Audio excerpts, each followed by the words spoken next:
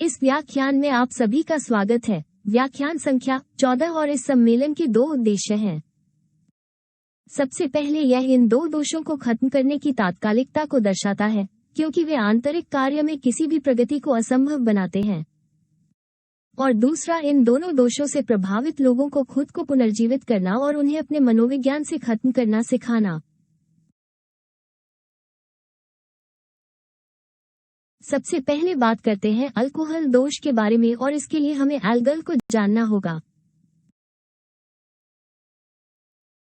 Alcohol पृथ्वी ग्रह पर 10 सबसे दुष्ट राक्षसों में से एक है। इसे पर्सियस द्वारा काटे गए मेडुसा के सिर के रूप में दर्शाया गया है। यह इस ग्रह के भीतर शराब और नशीली दवाओं की लत की सभी प्रक्रियाओं का प्रबंधन करता है। ये ग्रह पर मुख्य राक्षसों में से एक है, जो जाति में सबसे अधिक पतन का कारण बनता है।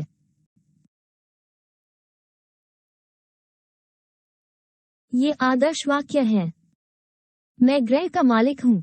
हम देखते हैं कि कैसे शराब सभी स्थानों, क्षेत्रों, सामाजिक वर्गों और संस्कृतियों, पार्टियों, पारिवारिक समारोहों, धार्मिक पुनर्मिलन, हर जगह पाई जाती है। यहाँ तक कि आजकल बच्चों की भी शराब तक पहुँच है। एक समय ये कुछ अवैध था, अब ये सामान्य हो गया है, फिर अनिवार्य हो गया है। इस हद तक कि जो व्यक्ति शराब नहीं पीता उसे दुर्लभ माना जाता है। मैं सौर परमाणुओं का चोर हूँ। ये दोष हमारी यौन ऊर्जा को नुकसान पहुंचाता है और इसे एक अविकसित स्थिति में छोड़ देता है, जो हमें सृजन करने की अनुमति नहीं देता है।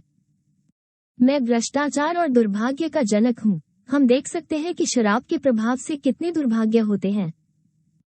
शराब के नशे में धुत लोगों के कारण हुई त्रासदियों या दुर्घटनाओं के कारण कितने लोगों की जिंदगियां प्रभावित हुई हैं, वो तो हम रोज देखते हैं।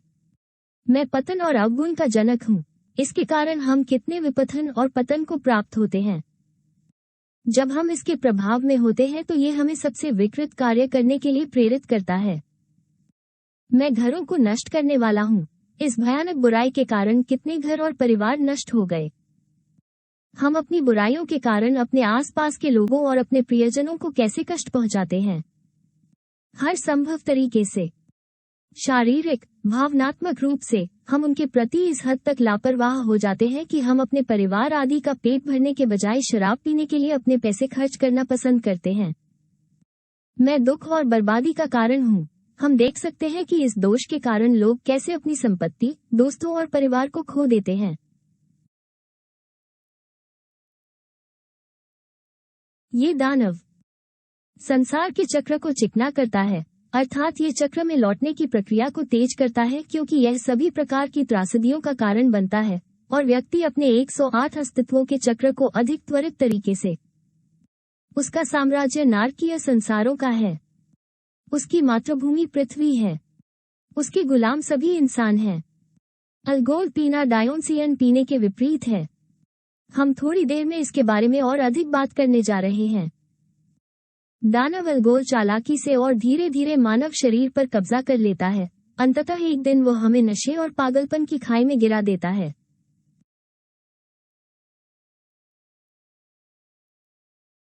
हम सभी शारीरिक स्तर पर होने वाली समस्याओं के बारे में जानते हैं जो ये दोष उत्पन्न करता है। ये लीवर, हमारे मस्तिष्क, हमारे पूरे सिस्टम को नुकसान पहुंचाता है, हम कह सकते हैं। लेकिन इस सम्मेलन में हम आध्यात्मिक स्तर पर होने वाले नुकसान का विश्लेषण करेंगे और यह हमें कैसे रोकता है किसी भी प्रगति को प्राप्त करने से। तो आइए ये कहकर शुरू करें कि यह आत्म साक्षात्कार की संभावनाओं के साथ समाप्त होता है। शराब की प्रत्येक बूंद के साथ सूक्ष्म जगत मनुष्य की ऊर्जा या संपत्ति, जो कि हम हैं, गायब हो जाती है, क्योंकि यह हमारी ऊर्जा को दूषित करती है। सेक्स में यह हमें सबसे खराब नीचता, सभी प्रकार की अनैतिकता और व्यभिचार की ओर ले जाता है। वैज्ञानिक शुद्धता तक पहुंचने से रोकता है, पवित्र अग्नि जलाने और कुंडलिनी को बढ़ाने से रोकता है। मृत दोषों को पुनर्जीवित करता है, क्योंकि उस दूषित ऊर्जा में नकारात्मक ढंग से सृजन करने की क्षमता होती है। और यह उन दोषों को पुनर्जीवित करने के अलावा और भी दोष पैदा करता है जिन्हें हमने समाप्त कर दिया है। कमजोरी और इच्छाशक्ति की कमी बढ़ जाती है। इसलिए हम देख सकते हैं कि नशे की हालत में व्यक्ति कुछ भी करने के सुझाव से अधिक प्रभावित होता है जो हम शांत अवस्था में नहीं करेंगे। एकाग्रता को रोकता है और ध्यान भटकाता है। यांत्रिक कल्पना को उत्तेजित करता है। गैर जिम्मेदारी और गैर अनुपालन विकसित होता है। इस विकार से ग्रस्त लोग अपनी जिम्मेदारियों और कर्तव्यों को भूल जाते हैं और अपनी जिम्मेदारियों को पूरा करने के लिए शराब का सेवन करना पसंद करते हैं। धार्मिक, पारिवारिक और सामाजिक सिद्धांतों के साथ समाप्त होता है। नैतिक भावना को कमजोर करता है। नशे की हालत में बुरी बातें हमें इतनी बुरी नहीं लगती। हम भयानक चीजें करने में सक्षम हैं क्योंकि यह व्यक्तित्व को बाधित करता है, जो एक ऐसी चीज है जो कई स्थितियों में हमारी खामियों को असभ्य तरीके से कार्य करने से रोकती है। व्यक्ति के मानवीय भाग को समाप्त कर देता है। ये हमें पशुवत बना देता है। अपराध को प्रभावित करता है। मन में जहर घोलता है। वेश्या धर्म, जैसा कि मैंने पहले कहा, हम इसे कई धार्मिक अनुष्ठानों में पा सकते हैं। ये जानना बहुत महत्वपूर्ण है कि अल्कोहल के साथ आपको कट्टरपंथी होना होगा। कोई भी लेन देन, कूटनीति या बातचीत विफलता के लिए अभिशप्त है। हम यह नहीं कह सकते कि हम इसे धीरे धीरे छोड़ देंगे, या कल से मैं इस पर काम करना शुरू कर दूंगा, या कि मैं इसे केवल विशेष अवसरों पर ही पीऊंगा, या कि मैं केवल एक गिलास या एक बूंद ही पीऊंगा। यदि हम ऐसा करते हैं तो हम अपने मनोविज्ञान से इस विश्वासघाती दोष को कभी भी दूर नहीं कर पाएंगे और यह हमें अपने आंतरिक कार्य को आगे बढ़ाने की अनुमति नहीं देगा। अब हम बात करेंगे ड्रग्स के बारे में। मनोवैज्ञानिक प्रकटीकरण हमें हम में से प्रत्येक में उच्च स्तर के अपरिष्कृत यथार्थवाद को प्रदर्शित करने की अनुमति देता है। जब कोई अपने आप में दो आदमी होने के ठोस तथ्य को सीधे सत्यापित करने में सक्षम होता है, वर्तमान सामान्य स्तर पर निचला वाला और एक सब तक उच्चतर पर श्रेष्ठ वाला, तो सब कुछ बदल जाता है। इस मामले में हम जीवन में उन मूलभूत सिद्धांतों के अनुसार कार्य करने का प्रयास करते हैं जिन्हें हम अपने दिव्य अस्तित्व में गहराई से रखते हैं। तो मनोवैज्ञानिक खुलासा हमें आंतरिक मनुष्य की वास्तविकता सिखाता है। बाहरी मनुष्य के होने का अपना तरीका होता है। वो जीवन में कई दृष्टिकोणों और विशिष्ट प्रतिक्रियाओं वाली एक चीज है, अदृश्य तारों से चलने वाली एक कठपुतली है। आंतरिक मनुष्य प्रामाणिक अस्तित्व है। इसे अन्य बहुत अलग कानूनों में संसाधित किया जाता है। इसे कभी भी रोबोट में परिवर्तित नहीं किया जा सकता है। जैसा कि प्रभु का सुसमाचार कहता है, कोई भी दूसरे जन्म तक नहीं पहुंच सकता, पुनर्जन्म नहीं ले सकता, जब तक वो सामान्यहीन व्यक्ति के मनोविज्ञान के साथ रहता है। जब हम अपनी स्वयं की शून्यता और आंतरिक दुख को पहचानते हैं, जब हम अपने जीवन की समीक्षा करने का साहस रखते हैं, तो निस्संदेह हम स्वयं जान जाते हैं कि हमारे पास किसी भी प्रकार का कोई गुण नहीं है। धन्य है वे जो आत्मा के गरीब हैं, क्योंकि वे स्वर्ग का राज्य प्राप्त करेंगे।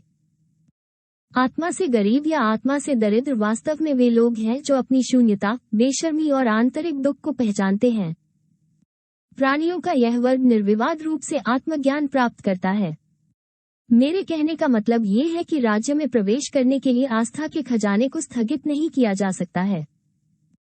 जब तक हम में से प्रत्येक में मनोवैज्ञानिक प्रकटीकरण नहीं हुआ है, विश्वास असंभव से भी अधिक कुछ है। आस्था शुद्ध ज्ञान है, प्रत्यक्ष अनुभवजन्य ज्ञान है। आस्था यथार्थ का प्रत्यक्ष अनुभव है, आंतरिक मनुष्य का शानदार अनुभव। आंतरिक मनुष्य प्रत्यक्ष रहस्यमय अनुभव के माध्यम से अपनी आंतरिक दुनिया को जानता है, साथ ही वो पृथ्वी पर रहने वाले सभी लोगों की आंतरिक दुनिया को भी जानता है। पृथ्वी ग्रह, सौर मंडल और आकाशगंगा की आंतरिक दुनिया को कोई नहीं जान सका जिसमें हम रहते हैं, यदि वे पहले अपनी आंतरिक दुनिया को नहीं जानते हैं।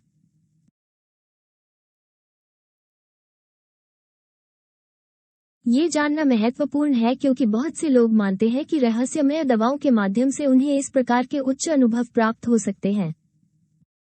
नशे के आदी व्यक्ति की अतिरिक्त धारणाओं की जड़ें घृणित अंग में होती हैं, कुथाप्व या शैतान पूछ कहा जाता है। अहंकार का गठन करने वाले कई तत्वों के बीच चेतना को अपनी स्वयं की अड़चन के आधार पर संसाधित किया जाता है। इसलिए हमारे अंदर कई मिस्टिक दोष, धार्मिक दोष, कट्टरपंथी दोष हैं और वे विशेष रूप से तब प्रकट होते हैं जब हम नशीली दवाओं के तहत उन स्थितियों में होते हैं। अतः अहंकारी चेतना का मतिभ्रम नशीली दवाओं के कारण होने वाले मतिभ्रम के समान है। जाहिर तौर पर इन दो प्रकार के मतिभ्रमों का मूल कारण कुंड बफर में है। नशे का आदी व्यक्ति बुराई को धर्म में बदल देता है और नशीली दवाओं के प्रभाव में वास्तविकता का अनुभव करने की योजना बनाता है। मारिजुआना, LSD, मॉर्फिन, मतभ्रम मशरूम, अयाहुस्का, कोकीन, हेरोइन, हशीश, परमानंद, ट्रैंक्विलाइजर गोलियां, एम्फेटामिन द्वारा उत्पन्न अतिरिक्त धारणाओं की अनदेखी करता है। बार्बिटुरेट्स आदि इस कुंडबफर अंग द्वारा उत्पन्न मात्र मतभ्रम है।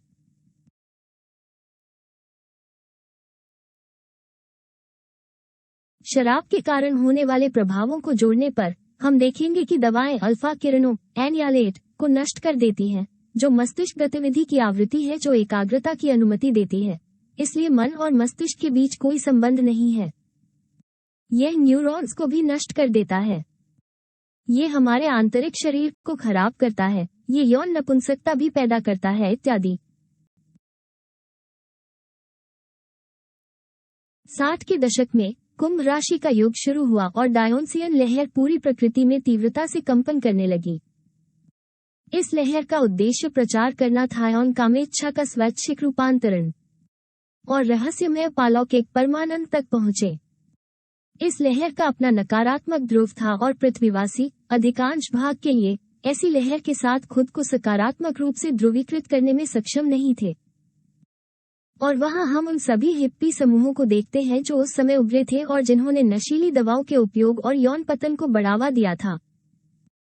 डायोन्सियन सकारात्मक ध्रुव सचेत यौन आनंद, यौन परिवर्तन, चेतना की जागृति, वस्तुनिष्ठ ज्ञान, उत्कृष्ट अंतर्ज्ञान, महान शास्त्रीय गुरुओं के उत्कृष्ट संगीत आदि को संभालता है। जबकि नकारात्मक डायोन्सियन ध्रुव में हम पाते हैं यौन अध पतन, सभी प्रकार की इंफ्रासेक्सुअलिज्म, समलैंगिकता, नशीली दवाओं, मशरूम, शराब के माध्यम से प्राप्त राक्षसी सुख, नए जमाने का नारकीय संगीत आदि। डायोन्सियन परमानंद, समाधि स्पष्ट रूप से आवश्यक है जब यह अनुभव करने की बात आती है कि सत्य क्या है, वास्तविक क्या है। ऐसा उत्कर्ष ध्यान की तकनीक से 100% संभव है। ध्यान के माध्यम से हम स्वर्ग में प्रवेश कर सकते हैं, उच्च आयाम जो प्रकृति के 6वें और 7वें आयाम है। इसे प्राप्त करने के लिए हमें दवाओं की आवश्यकता नहीं है। और जब हम इनमें से किसी भी दवा का उपयोग करते हैं तो हम इसे हासिल नहीं कर पाते क्योंकि साइकेडेलिया एक अलग चीज है। इस शब्द का अनुवाद इस प्रकार है, सिक आत्मा, डेलिया दवा। इसलिए साइकेडेलिया ध्यान के विपरीत है। मतिभ्रम करने वाले मशरूम, गोलियां, LSD, मारिजुआना आदि जाहिर तौर पर व्यक्तिपरक शक्तियों की कंपन क्षमता को तीव्र करते हैं, लेकिन ये स्पष्ट है कि वे कभी भी चेतना की जागृति का कारण नहीं बन सकते हैं और उन लोगों की तुलना नहीं कर सकते हैं जो हम अपनी चेतना को जागृत करते समय विकसित करते हैं। इसके अलावा दवाएं मौलिक रूप से सेक्स जीन को बदल देती हैं और यह पहले से ही वैज्ञानिक रूप से सिद्ध हो चुका है। उदाहरण के लिए, ऐसे नकारात्मक आनुवंशिक उत्परिवर्तन के परिणामस्वरूप हम विकृत बच्चों के जन्म को देख सकते हैं। ध्यान और साइकेडेलिया असंगत विरोधी हैं, वे कभी मिश्रित नहीं हो सके। इन दोषों को कैसे दूर किया जाना चाहिए?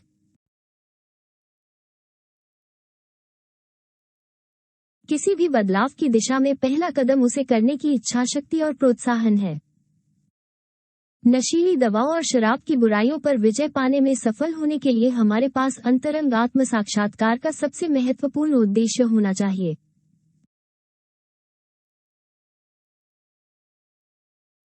हमें आत्म अवलोकन भी लागू करना चाहिए। हमें अपने अंदर निरीक्षण करने की आवश्यकता है। 1. शराब या नशीली दवाओं के संबंध में हमारी प्रत्येक इच्छा और भावनाएं। 2. शराब पीने या नशीली दवाओं के सेवन के लिए प्रत्येक बौद्धिक औचित्य। 3. द्वेष का प्रत्येक कार्य, वे कौन सी चीजें हैं जो दोष हमसे चाहते हैं और हमें करने के लिए प्रेरित करते हैं।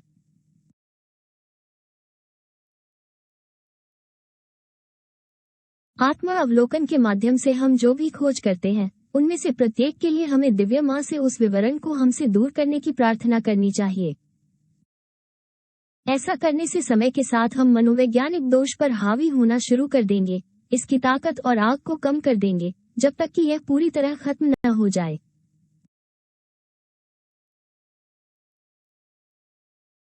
कभी कभी दोष बहुत मजबूत होता है क्योंकि हमने इसे बहुत अधिक खिलाया है। हर बार जब हम उपभोग करते हैं तो हम इसे खिलाते हैं और ये दोष मजबूत होकर हम पर हावी हो जाता है और हमें गुलाम बना लेता है। इसलिए इसे कैद करना आवश्यक है। इसके लिए हम कानून के साथ व्यवसाय के अभ्यास का उपयोग करेंगे जो हमने पिछले सम्मेलन में देखा था, ताकि वे इसे कैद कर सके और जब हम इसके उन्मूलन पर काम कर रहे हों तो ये हमें भौतिक दुनिया में समस्याओं का कारण न बने।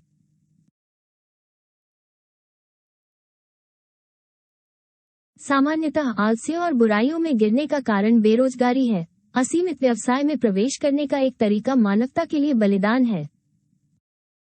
यदि कोई व्यक्ति दूसरों को ये ज्ञान देकर उनकी सहायता कर रहा है ताकि वे भी इस दोष को समाप्त कर सके और पत्राचार के नियम के अनुसार पुनर्जीवित हो सके, तो उन्हें आंतरिक रूप से सहायता प्राप्त करने का अधिकार होगा।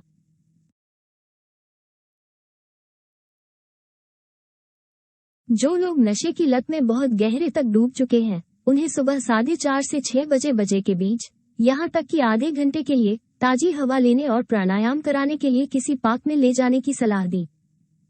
यह अभ्यास सम्मेलन 46 में सिखाया जाएगा। तुम्हें उनका साथ देना होगा क्योंकि अकेले वे ऐसा नहीं कर सकते।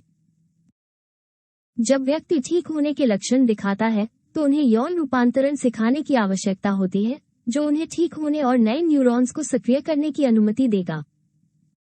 सुप्रासेक्स में जन्म के कार्य और मनोवैज्ञानिक मृत्यु के साथ हम एक और अस्तित्वगत शरीरों का निर्माण करते हैं और दूसरी ओर उन विभिन्न विवरणों को नष्ट करते हैं जो हमें गुलाम बनाते थे।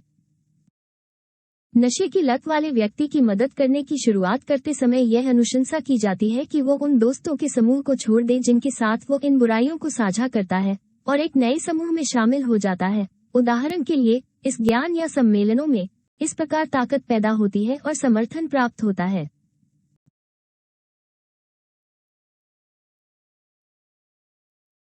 दोष की मृत्यु की प्रक्रिया को तेज करने के लिए कुछ पहलुओं पर विचार करना उचित है जो हमें गहराई में जाने, अधिक विवरण देखने और इस दोष के हानिकारक प्रभावों को बेहतर ढंग से समझने में मदद करेंगे और इसलिए इसके खिलाफ जाने के लिए अधिक ताकत और ज्ञान उत्पन्न करेंगे। हमें इस पर विचार करना चाहिए। शराब या नशीली दवाओं की लत हमें कितनी दूर ले गई है?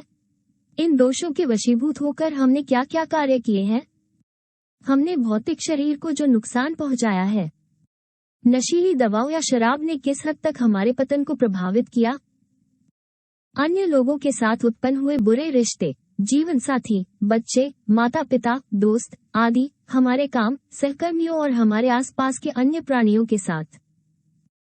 वे बुरे रिश्ते जो हमारे अपने ईश्वरीय अस्तित्व के साथ विकसित हो गए हैं। उपभोग से हमें जितने मनोवैज्ञानिक द्वंद्व हुए हैं और इसी तरह। खैर, आपकी उपस्थिति के लिए बहुत बहुत धन्यवाद। यह आज का सम्मेलन रहा है। कोई भी प्रश्न टिप्पणी अनुभाग में छोड़ा जा सकता है। मैं आपको अगले सम्मेलन में शामिल होने के लिए आमंत्रित करता हूं, जहां हम अहंकार, व्यक्तित्व और चेतना के कार्यों के बीच अंतर करना सीखेंगे। अगली बार तक